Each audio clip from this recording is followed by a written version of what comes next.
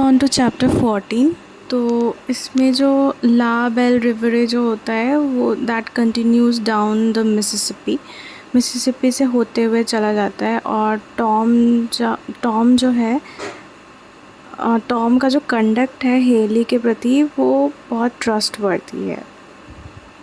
तो Tom is therefore allowed to sleep without fetters and to walk as he pleases around the ship. तो क्योंकि Tom का behaviour trustworthy रहा है अब तक, तो हेली उसे अलाउ करता है विदाउट फेटर्स सोने के लिए और जैसे चाहे ऐसे चलने के लिए शिप पे।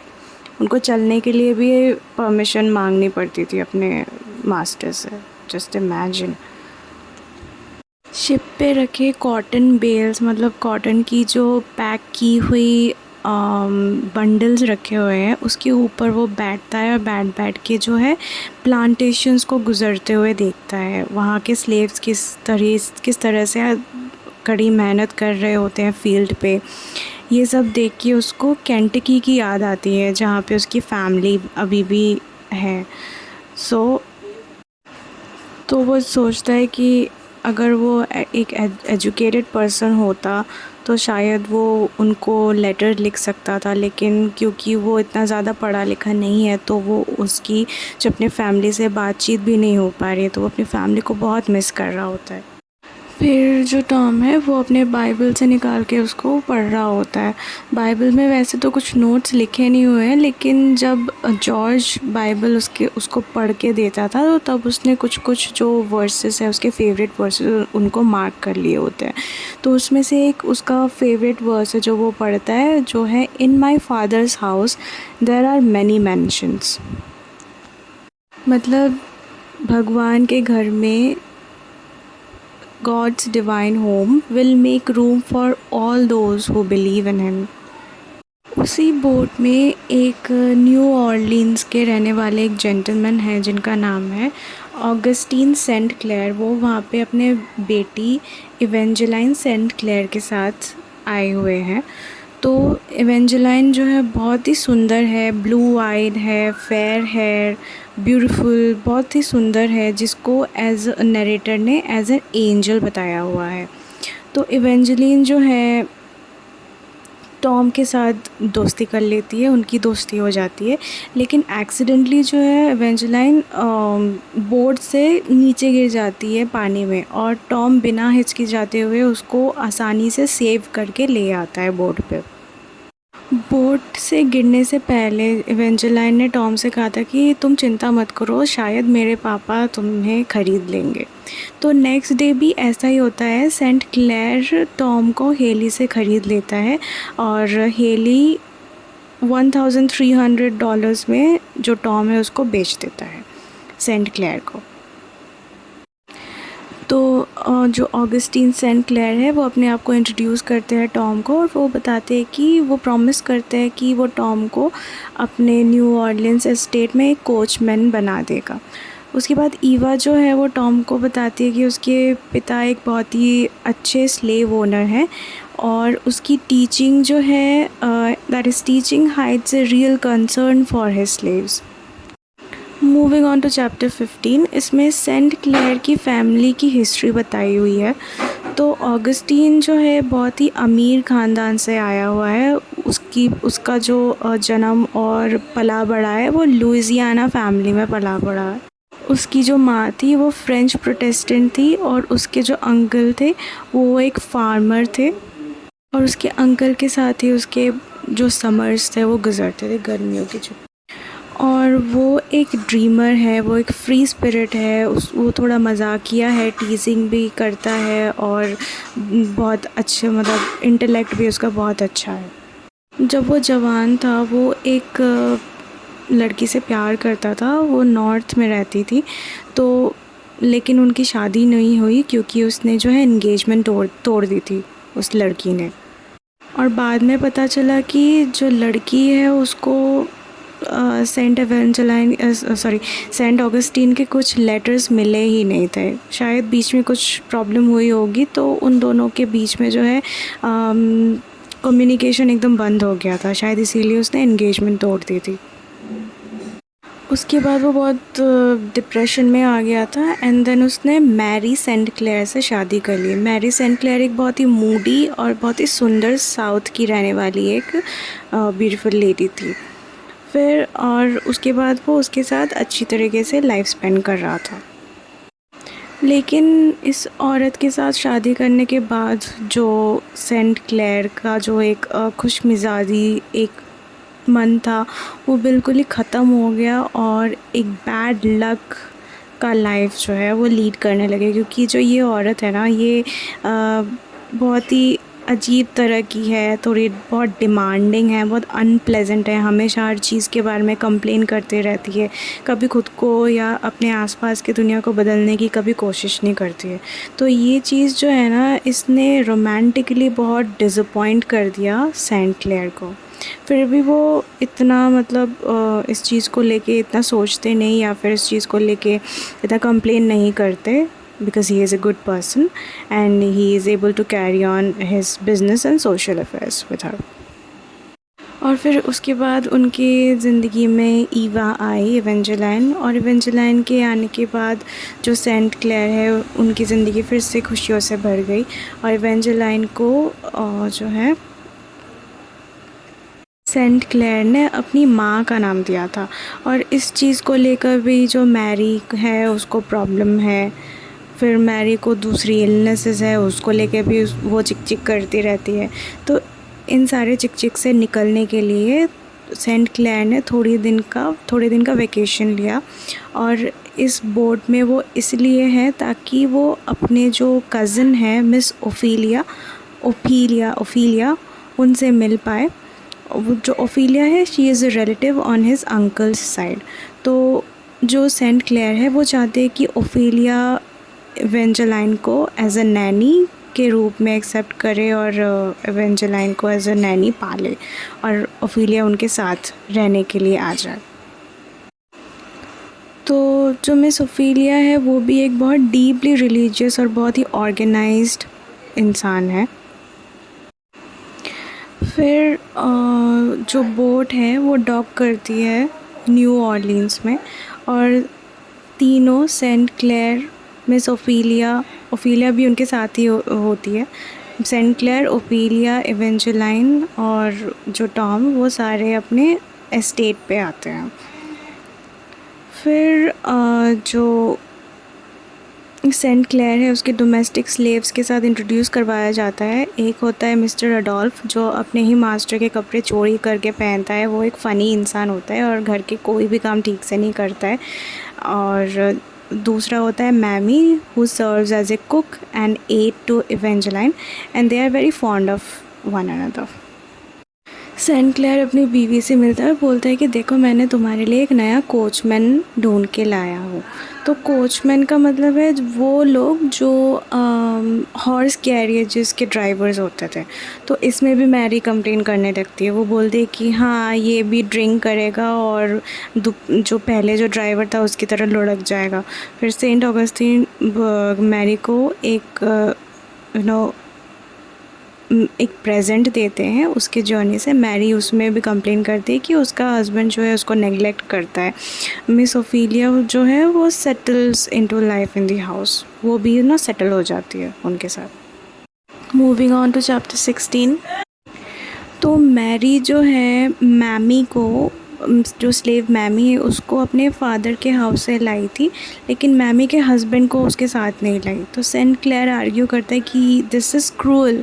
तो मैरी रिफ्यूज़ टू एक्नॉलेज और वो बोलती है कि जो ब्लैक मैरिजेस है वो वाइट की तरह नहीं होते, they do not feel for anybody. वो लोग तो एनिमल्स होते हैं ना, वो किसी के लिए कुछ भी नहीं फील करते, इवन एनिमल्स भी एक दूसरे के लिए फ़ील करते हैं। तो वो बोलते हैं कि वो लोग तो कुछ भी फील नहीं करते, क्या फ़र्क पड़ता है। फिर वो सब मिलके डिनर करने लगते हैं। तो मैरी जो है she describes the church someone over dinner. तो पास्टर जो एक्सप्लेन करते हैं कि जो orders and distinctions in society come from God. तो सेंट क्लेयर जस्टिफाई करते हैं कि स्लेवरी एक बहुत ही इमोरल इंस्टीट्यूशन है और वो बिलीव करते हैं कि स्लेवरी सिर्फ इकोनॉमिक रीज़न के लिए एग्जिस्ट करती है, जो कि कॉटन ट्रेड को बढ़ावा दे रही है। और if this trade ceased to need slavery, no one would have to justify the institution anymore। तो ईवा उसमें बोलती है कि उसको स्लेवरी इसलिए पसंद है क्योंकि उसके घर में बहुत सारे लोग होते हैं जिनसे वो बहुत सारी बातें कर सकती है, बहुत सारा प्यार कर सकती है। तो तो इस तरह से जो है सब लोग अपने आप में एंजॉय करने लगते हैं, सिवाय उस खड़ूस मैरी के। जॉर्ज और एलाइजा अपने आगे की ज़िंदगी के बारे में डिस्कस करते हैं कि वो किस तरीके की लाइफ स्पेंड करेंगे कनाडा में। एलाइजा बोलती है कि वो कपड़े धोने का काम कर सकती है, वो सिलाई बुनाई का काम कर सकती है, और and George can practice his trade. और तभी एंटर करते हैं सिमियन हैलिडे और फीनियस फ्लेचर। तो ये दोनों जो है क्वेकरिज्म पे में कन्वर्टेड हो चुके हैं। तो क्वेकरिज्म क्रिश्चियनिटी से थोड़ा सा डिफरेंट होता है। तो ये एक क्रिश्चियन मूवमेंट था जिस पे which emphasizes direct experience of God's presence, spiritual equality and pacifism. तो ये थोड़ा सा अलग था क्रिश्चियनिज्म से। तो जो फ्लेचर है, फीनियस फ्लेचर, वो इस न्यूज़ के साथ वापस आता है कि जो लॉकर है और मार्क्स है उसका जो असिस्टेंट, वो अपने गैंग के साथ क्वेकर सेटलमेंट में पहुंच चुके हैं। और क्वेकर्स जो है they plan to get leave quickly with George, Eliza and Harry. नहीं तो उन लोगों को पकड़ के फिर से वापस वो लोग ले जाएंगे। तो जॉर्ज जो बोलता है ही विशेस नो हार्म, लेकिन अगर ज़रूरत पड़ी तो वो वायलेंस क्रिएट करेगा। तो इसमें जो है सिमियन बोलता है कि मैं समझ सकता हूँ दोस्त, तुम्हारे जो सिचुएशन है वो मैं बिल्कुल समझ सकता हूँ, लेकिन violence is not practised in Quaker tradition. और ऐसा बोल के वो उसे शांत करवाता है। एक और एस्केपिंग स्लेव है जिसका नाम जिम है, और वो उसकी माँ के साथ ज्वाइन करता है हैरी, एलिज़ा और जॉर्ज को और Phineas on the trip to Canada. तो as they ride, a scout on horseback named Michael reports that 8 to 10 of the capturing forces led by Locker are close behind। तो मतलब 8 से 10 लोग उनका पीछा कर रहे हैं। तो माइकल जो है अपना वैगन लेके वहाँ से चला जाता है एज अ डिस्ट्रैक्शन और टू गैदर मोर हेल्प, और लोगों को बुलाने के लिए। और दूसरी तरफ फीनिस जो है वो इन एस्केपीज़ को दूसरी तरफ की ओर उनको ले जाता है। फाइनली जो है मार्क लॉकर जॉर्ज से कन्फ्रंट करते हैं, और जॉर्ज जो है उसे एक बार मतलब वार्निंग दे देता है कि देखो, अगर तुमने ऐसा कुछ भी किया तो मैं अपने आप को नहीं रोक पाऊँगा तुम्हें हार्म करने के लिए। तो ये जो है लॉकर को सुनाई नहीं देता है, मतलब he doesn't care at all, उसे बस अपने पैसे से मतलब है। तो लॉकर क्या करता है, उस पर गन शूट करता है, लेकिन जॉर्ज जो है उसको मिस कर देता है। जॉर्ज को गोली नहीं लगती है, लेकिन फिर जॉर्ज के पास 2 पिस्तौल्स थी ना, तो वो जो है एक बार शूट करता है तो वो लॉकर को लग जाती है, लेकिन लॉकर मरता नहीं है।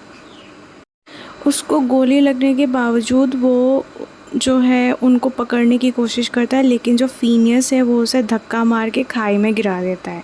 और फिर मार्क और उसके जो जितने भी लोग थे जो लॉकर्स के साथ आए थे, वो सारे भाग जाते हैं डर के। उसके बाद जो है क्वेकर्स क्या करते हैं, लॉकर को खाई से ऊपर उठा के लेके आते हैं, carry him by horseback to another farmhouse, जो कि 1 घंटा दूर था। वहाँ जाके सब लोग रेस्ट करते हैं। Moving on to chapter 18। उधर दूसरी तरफ जो है अंकल टॉम अब जो सेंट क्लेयर के हाउस होल्ड के फाइनेंसेस है वो अब मैनेज करते हैं। तो एक दिन क्या होता है, सेंट क्लेयर पूरी रात शराब पी रहे होते हैं, और अंकल टॉम उसके दूसरे दिन उनको थोड़ा सा डांट रहे होते हैं कि आप इतने बड़े घर के इंसान हो, इतने अच्छे इंसान हो, लेकिन आप अपने बॉडी को किस तरीके से ट्रीट कर रहे हो, दिस इज़ अगेंस्ट क्रिश्चियनिटी। तो सेंट क्लेयर को अपने मतलब बहुत बुरा लगता है कि उसने ऐसा किया अपने साथ, and he promises to not to drink so much again.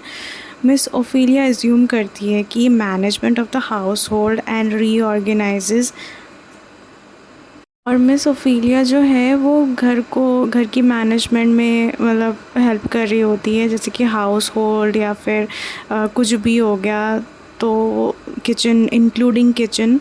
तो ये चीज़ जो है दिन्ना जो बूढ़ी औरत थी जो डिसऑर्गेनाइज्ड कुक थी, उसको बहुत परेशानी होती है इस चीज़ से। उसके बाद एक ड्रंकन स्लेव जिसका नाम प्रू होता है, PRUE, जो एक दूसरे मास्टर को बिलोंग करती है। तो वो कभी कभी क्या करती है, अपने मास्टर के जेब में से पैसे चुरा के अपने लिए शराब ख़रीद कर वो शराब पीती है। तो वो एक दिन सेंट क्लेयर के किचन में पहुंच जाती है। फिर वो टॉम से मिलते हैं और टॉम को अपनी कहानी सुनाती है। टॉम जो है सो उसको कंफर्ट करने की कोशिश करता है, उसको बिठाता है और उसकी बातें सुनता है। तो प्रू जो है उसने बहुत सारे बच्चों को जन्म दिया था और सारे बच्चों को जो है उसके ओनर ने बेच दिए। सिर्फ एक बच्चा उसके पास दिया था, उसका जो लास्ट बच्चा था, लेकिन वो भी सिक हो गया था, बीमार हो गया था, जिसको वो मतलब क्योर नहीं कर पाए और वो भी मर गया। तो प्रू बोलती है कि उसको हेवन नहीं जाना क्योंकि वहाँ वाइट लोग जाते हैं।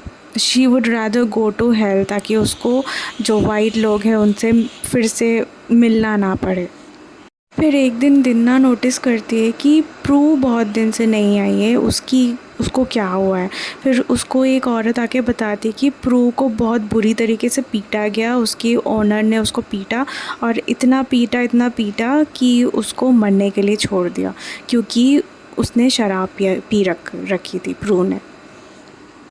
और ये सुन के जो सेंट क्लेयर है वो बहुत दुखी हो जाते हैं। वो बोलते कि स्लेवरी एक बहुत ही बुरी चीज़ है और जिस दिन जो जितने सारे स्लेव्स हैं वो पढ़े लिखे हो जाएंगे, वो अपने ही मास्टर को ओवरथ्रो कर देंगे और वो होगा the day of reckoning. Dinner table में सेंट क्लेयर एक दूसरे स्लेव की कहानी बताते हैं जिसका नाम स्किपियो है, SCIPIO, who fought is overseer and escape the family plantation. तो सेंट क्लेयर और दूसरे उसको ट्रैक डाउन करते हैं स्वैम्प में, उसको घेर लेते हैं और उसको गोली मार देते हैं। लेकिन उसको गोली मारने से पहले जो सेंट क्लेयर है वो इंटरफेयर करता है, उसको बचाने की कोशिश करता है। जो स्किपियो है था वो बहुत ही फेथफुल था सेंट क्लेयर से और उसको बचा लेता है। गोली मार देते हैं स्किपियो को, लेकिन वो बच जाता है only because of Saint Clare. और फिर for the rest of his life Saint Clare के प्रति जो है स्किपियो बहुत ही फेथफुल रहता है।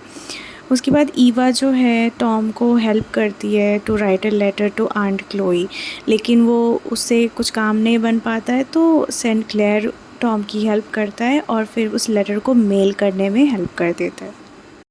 सेंट क्लेयर एक दूसरे स्लेव को ख़रीद के अपने घर पे लाते हैं जिसका नाम होता है टॉपसी।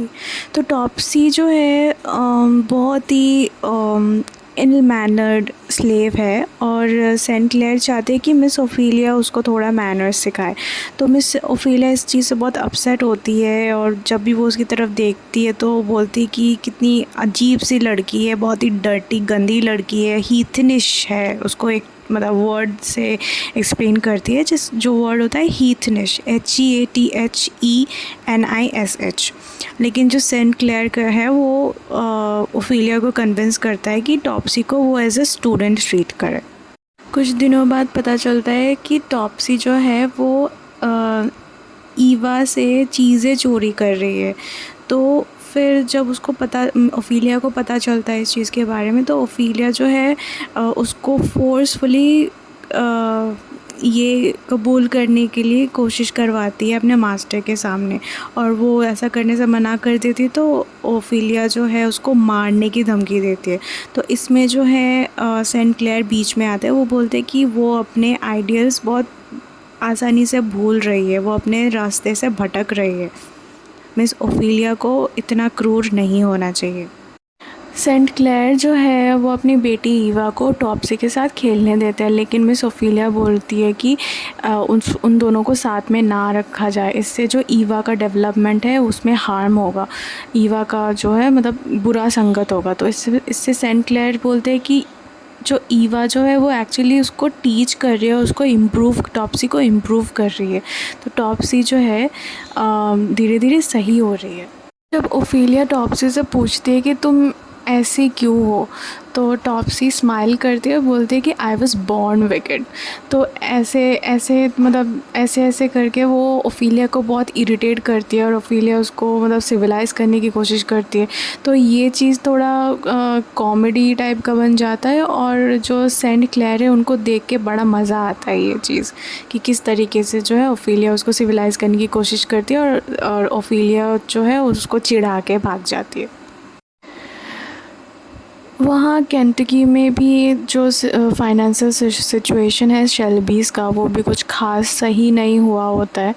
तो जो मिसेस शेल्बी अपने हस्बैंड को बताती है कि जो टॉम का लेटर है वो आंट क्लोई की के लिए आया हुआ है। तो मिस्टर शेल्बी बताते हैं कि उनका जो बिज़नेस अफेयर्स है वो इतना कुछ ख़ास इम्प्रूव नहीं हुआ टॉम के जाने के बाद। तो मिसेस शेल्बी बोलती कि कोई बात नहीं, मैं म्यूज़िक सिखा देती हूँ बच्चों को, तो उससे थोड़ी एक्स्ट्रा इनकम हो जाएगी। लेकिन इससे शेल्बी जो है, वो बोलते कि तुम पागल हो गए हो क्या, इससे हमारी नाक कट जाएगी, हमारा ऑनर का क्या होगा, ये बहुत ही डिग्रेडिंग है, ये सब चीज़ें सोचना भी मत। तो शेल्बीज़ के घर में खाना बनाते बनाते क्लोई ये सुझाव देती है कि क्लोई को एज ए कुक किसी और फैमिली को बेच दे और उस पैसे से टॉम को वापस ख़रीद ले। तो ये चीज़ सुन के सैम वो क्लोई को बोलता है कि अरे लुइसविल में एक बेकरी है जो एक कुक हायर करना चाहते हैं, और वो उस कुक को $4 अ वीक देंगे, और ये एक डिसेंट वेज है। अगर वो इस पैसे को सेव करती रहेगी तो 4 या 5 साल में वो इतने पैसे सेव कर लेगी जिससे वो टॉम को वापस ख़रीद सके। मिसेस शेल्बी को ये आइडिया बहुत पसंद आया और वो सोच रही कि वो इस आइडिया को मिस्टर शेल्बी को बताएगी।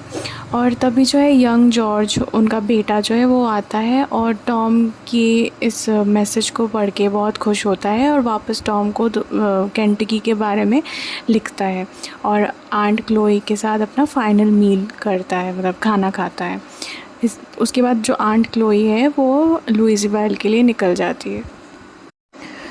यहाँ इस तरफ टॉम को 2 साल हो गए सेंट क्लेयर के घर पे रहते हुए, और इवन दो वो अपने घर केंटकी को बहुत मिस करता है, लेकिन उसको ये सोच के भी बहुत खुशी होती है कि उसको जो है उसके मास्टर सेंट क्लेयर ने बहुत अच्छी तरीके से रखा है, बहुत बहुत अच्छी केयरफुली एकदम केयर से रखा है।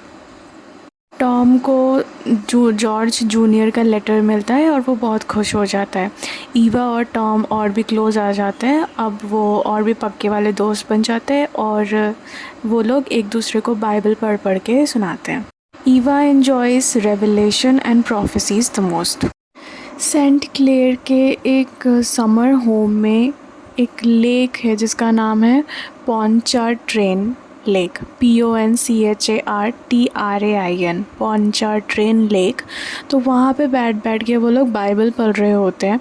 तो ईवा जो है टॉम को बताती है कि मैंने उस लेक पे sea of glass mingled with fire ये देखा है। तो ये जो फ्रेज़ है ये बाइबल से उठा के उसने बोला है। तो और वो बताती है कि उस सी में मैंने एंजल्स को देखा है और मुझे ऐसा लगता है कि मैं हेवन में जल्दी जाने वाली हूँ। तो इसमें टॉम रिएक्ट करता है कि यार ऐसे क्यों बोल रही हो कि तुम हेवन में जाने वाली हो, ऐसे मत बोलो। फिर जो है अंकल टॉम को ना याद आता है कि मिस ओफिलिया ने बहुत बार जो है ईवा के कफ के बारे में उसके पापा को बताया था। तो उसे टॉम को ऐसा लगने लगता है कि कहीं ये इलनेस, ये बीमारी कहीं जो है ईवा की जान ना ले ले। और लेक पोंचार्ट्रेन होम में सेंट क्लेयर का भाई एल्फ्रेड आता है उसके बेटे हेनरिक के साथ। तो हेनरिक एक बहुत ही हैंडसम, डिफ़िकल्ट और एरिस्टोक्रेटिक चाइल्ड है जिसको ईवा से बहुत प्यार है। तो हेनरी का जो स्लेव है डोडो, वो brings around the boys horse and though Dodo cleaned it earlier the horse is dusty. तो हेनरी रिएक्ट करता है बहुत एंग्रीली और डोडो को बहुत गाली देता है और उसके फेस पे थप्पड़ मारता है। और जब Tom tries to explain the situation, Henry tells him to be quiet. तो ईवा हेनरिक से पूछती है कि तुम इतने क्रूएल क्यों हो। तो Heinrich believes slaves ought to be treated this way, तो he agrees कि not to injure Dodo again in Eva's sight। तो इस पूरे सीन को जो है ऑल्फर्ड और ऑगस्टीन दूर से देख रहे होते हैं और देख के जो है ऑगस्टीन एक कोट बोलता है थॉमस जेफरसन का, जो विच goes like all man are created free and equal. तो अल्फ्रेड बोलता है कि हाँ, तो ये तो सही बात है, जो स्लेव्स है उनको तो उनकी जगह दिखानी चाहिए ना। तो इसमें ऑगस्टीन बोलता है कि अच्छा, जब स्लेव अपराइजिंग होगा तब उसको कौन हमेशा के लिए कौन रोक पाएगा, वो भी एक देखने वाली चीज़ होगी। उसके बाद वो दोनों हाइटियन रिवॉल्यूशन के बारे में बात करने लगते हैं। फिर ऑल्फर्ड क्लेम करता है कि एंग्लो सैक्सन्स ही मास्टर रेस है और they are born to lead. और उसमें ऑगस्टीन रिप्लाई करता है कि जिस तरीके से वाइट्स रिप्रोड्यूस कर रहे हैं ब्लैक्स के साथ, सून इनफ जो है जो ब्लैक्स है उनमें जो वाइट ब्लड भी मिक्स हो जाएगा और that would lead to a rebellion. फिर ईवा और उसका कज़िन जो है हॉर्स राइड से वापस आ जाता है और ईवा उसको बोलता है कि तुम प्लीज़ अपने सर्वेंट से प्यार से रहना, क्योंकि बाइबल हमें यही सिखाता है कि हर इंसान के साथ प्यार से रहो। तो जो उसका कज़िन बोलता है कि मैं कोशिश ज़रूर करूँगा क्योंकि सबसे प्यार से रहने के लिए, बिकॉज़ मैं तुमसे प्यार करता हूँ। पॉन्चिट्रेन लेक्स में जहाँ उन्होंने अपना हॉलीडे स्पेंड किया था, उसके बाद वहाँ से आने के बाद ईवा और भी ज़्यादा बीमार हो जाती है। ओफिलिया बताती है कि ईवा जो है अब दिन ब दिन उसकी हालत और भी ख़राब होती जा रही है। एक डॉक्टर भी आता है ईवा को देखने, और वो भी बताता है कि जो उसकी जो हालत है वो बहुत ख़राब होती जा रही है। तो मैरी को तो पहले ये बिलीव नहीं होता है। वो बोलते कि सबसे ज़्यादा बीमार तो मैं ही थी इस घर पे, फिर मेरी बेटी क्यों बीमार हो गई। फिर जो है वो फिर परेशान हो जाती है। कुछ टाइम के लिए ईवा का जो कंडीशन है वो थोड़ा इम्प्रूव हो जाता है, ऑल्दो मिस ओफिलिया और जो डॉक्टर है उन्हें बिलीव नहीं होता कि किस तरीके से वो इम्प्रूव हो रही है। ईवा को बाइबल पढ़ने से बहुत ज़्यादा कंफर्ट फील होता है, believing she is returning home to Jesus. लेकिन वो ये भी एक्नॉलेज करती है कि वो अपने पापा को बहुत मिस करेगी और यहाँ के जितने भी सर्वेंट्स हैं उन सब से वो बहुत प्यार करती है। तो ईवा जो है वो टॉम को बताती है कि उसे पता है कि जीसस ने क्यों अपने लाइफ को सेक्रीफाइस किया था। उन्होंने फॉर मैंस सिन के लिए अपना लाइफ सेक्रीफाइस किया था और ईवा भी वही करेगी। वो अपने फैमिली के लिए मरने को भी तैयार है। तो टॉम को उसकी बातें सुनकर ये भरोसा हो जाता है कि Eva is meant for heaven. Eva जो है ये सेम चीज़ अपने पापा को भी बताती है और पापा जो है ये बात सुन के बहुत अपसेट भी हो जाते हैं। तो ईवा जो है वो अपने पापा से पूछती है कि पापा, ये जो स्लेव्स है वो आज़ाद क्यों नहीं हो सकते। तो ईवा उनसे प्रॉमिस करवाती है कि जब वो मर जाएगी, उसके मरने के बाद जो है वो सारे स्लेव्स को आज़ाद कर देंगे और उनकी फ्रीडम की लड़ाई लड़ेंगे। तो सेंट क्लेयर भी एग्री कर जाते हैं उसकी बात पे और उन्हें अब सच में बहुत डर लगता है कि ईवा अब बस कुछ ही दिन जो है उनके साथ रहने वाली है। तो मैरी जो है वो सेंट क्लेयर को बोलती है कि ईवा को अब दूसरे डॉक्टर को दिखाने की ज़रूरत है, क्योंकि जो डॉक्टर उसे देख रहा है शायद वो उसकी अच्छे से केयर नहीं कर पा रहा है। तो एक दिन ईवा, टॉम और मिस ओफिलिया अपने मेथोडिस्ट प्रेयर से, मतलब एक रिलीजियस प्रेयर से घर लौट रहे होते हैं। घर लौट के वो देखते हैं कि ओफिलिया ने अपने सारे कपड़े सीजर से काट दिए और ख़राब कर दिए।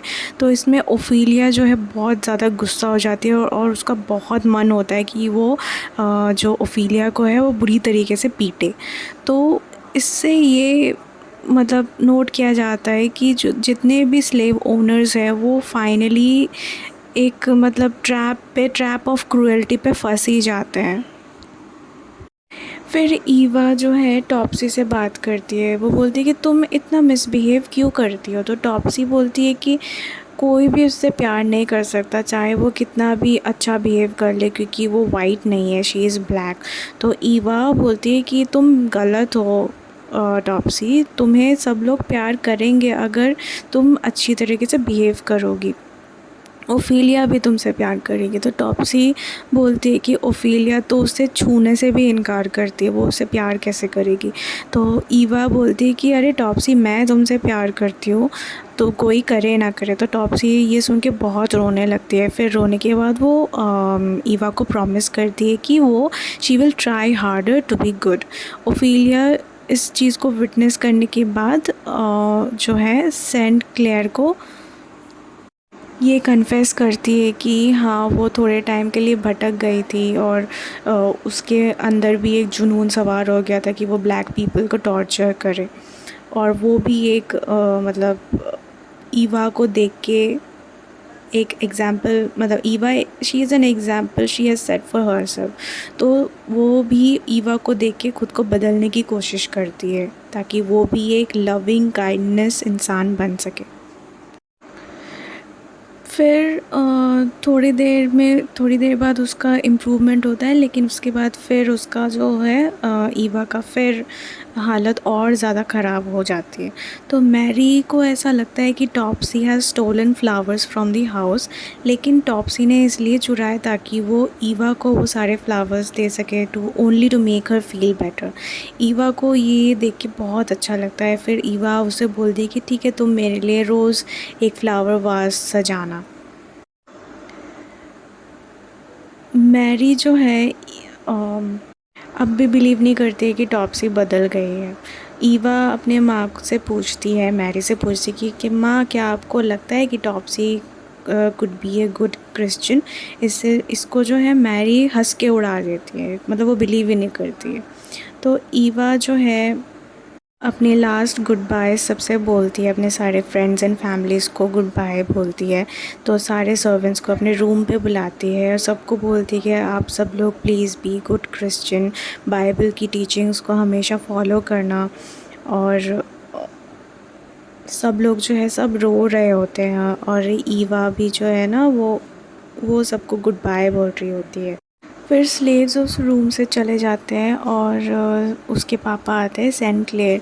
आने के बाद उससे कंप्लेन करते हैं कि बेटा, मेरे लाइफ में मैंने बहुत उतार चढ़ाव देखे हैं, लेकिन तुम्हारा जो ये डेथ है ये मेरे लिए सबसे बड़ा धक्का है।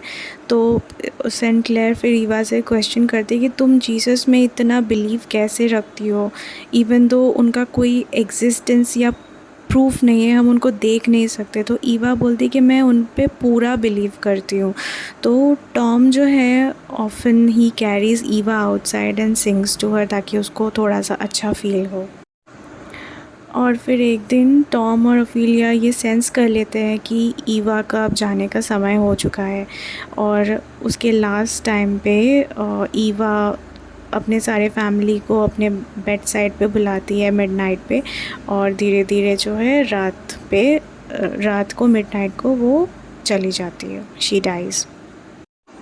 तो पूरा सेंट क्लेयर जो है वो बहुत मॉर्न कर रहा है, और एडोल्फ और रोज़ा ने ईवा का रूम जो है वो वाइट कर दिया है जहाँ पे वो लेटी हुई है।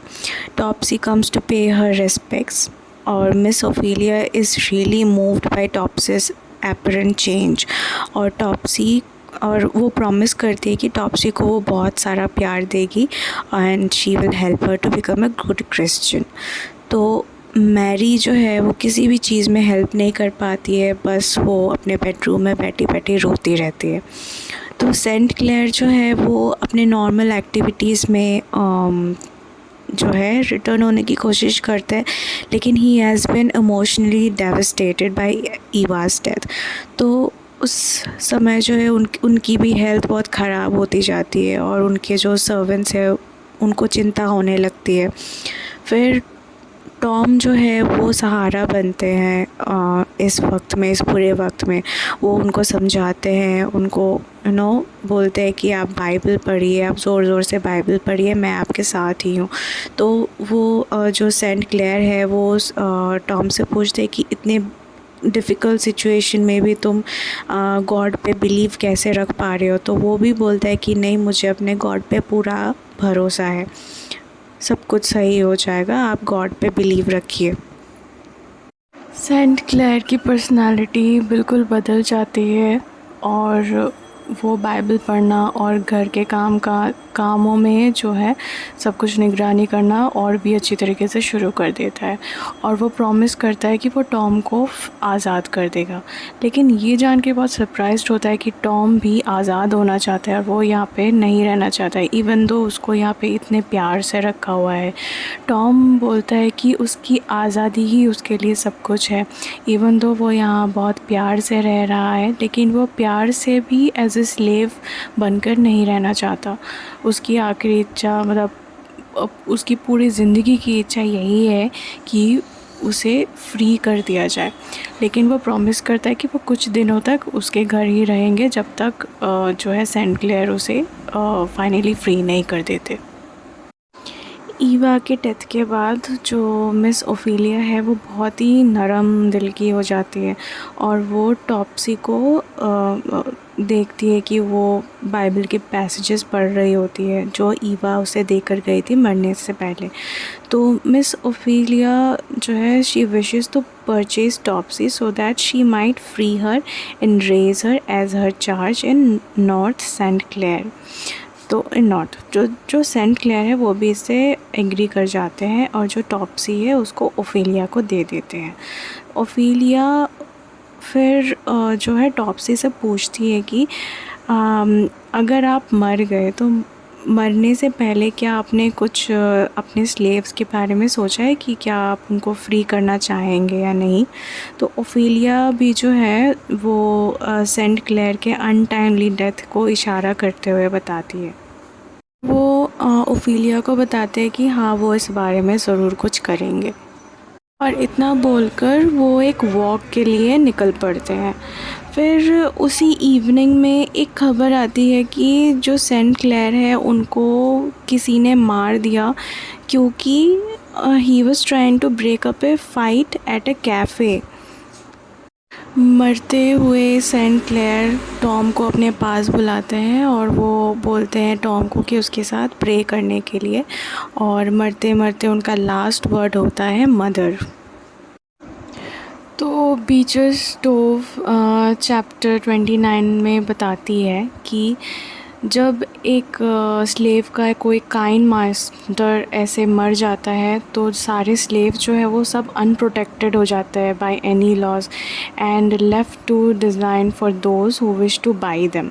तो उनको अब कोई भी ख़रीद सकता है। तो सेंट क्लेयर के जितने भी सारे स्लेव्स थे वो पैनिक कर रहे थे जब उनके मास्टर सेंट क्लेयर की डेथ हो गई थी, एक्सेप्ट फॉर टॉम। जो सिर्फ टॉम ही था जो सेंट क्लेयर के जो फ्यूनरल के लिए सारे प्रिपरेशंस कर रहा था, because he is the only one who is devoted to his master and of God's love.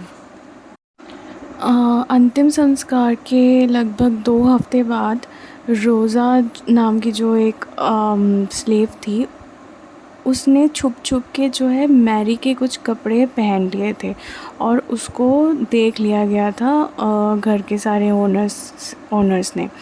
और इसी वजह से जो है मैरी बहुत ज़्यादा एकदम बौखला गई थी और उसने आदेश दिया था कि जो रोज़ा को है उसको अच्छी तरीके से सबक सिखाया जाए, मतलब उसको पीटा जाए।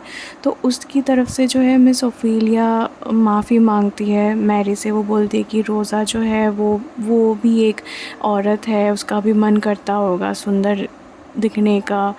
तो ये सब सुनने के बाद भी जो है मैरी बिल्कुल भी मतलब सुनना ही नहीं चाहती किसी की बात। अब वो एकदम क्रूएल हो जाती है और उसके बाद जो है रोज़ा को बहुत बुरी तरीके से पीटने लगती है। टॉम भी जो है मिस ओफिलिया से बात करता है about the promise that Saint Clare made to him before he died about granting his freedom. तो मिस ओफिलिया जो है प्रॉमिस करती है कि वो मैरी से बात करेगी। मैरी अपने रूम में आराम कर रही होती है और जब वो मैरी से बात करती है तो मैरी बोलती है कि नहीं नहीं, टॉम की बहुत ज़रूरत है एज ए सर्वेंट इस घर में, उसको तो बिल्कुल भी फ्रीडम नहीं ग्रांट किया जाएगा। जब ओफिलिया उससे ये बोलती है कि ये सेंट क्लेयर की आखिरी इच्छा थी, ये सुनने के बाद भी जो है मैरी रिफ्यूज़ कर देती है।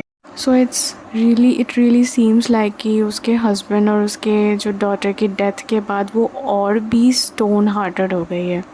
मैरी फिर कंप्लेन करने लगती है कि मैरी की इस घर में कोई भी नहीं सुनता है और मैरी के जो ओपिनियंस है अबाउट स्लेव, उस चीज़ को भी कोई सपोर्ट नहीं करता है इस घर पे।